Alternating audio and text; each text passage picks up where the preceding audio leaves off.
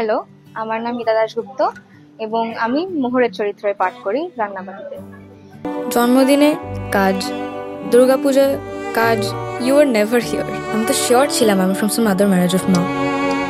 মোহর, shooting এর এক্সপিরিয়েন্সটা আমার জন্য খুবই থ্রিলিং ছিল, কারণ প্রতিম স্যার, আমি ওনার ছবি দেখেছি আগে, মাছের ঝোল দেখেছি, সেটা দেখে আমার খুব ভালো লেগেছিল।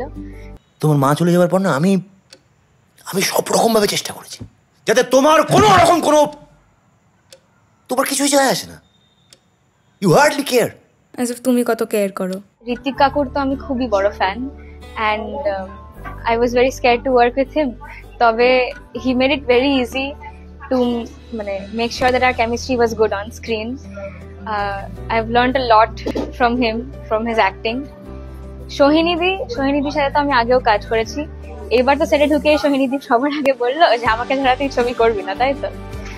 সোলাঙ্কিদির সাথে আমার আগে থেকে বন্ধুত্ব ছিল বলে অনস্ক্রিন কেমিস্ট্রিটা ভালো হয়েছে।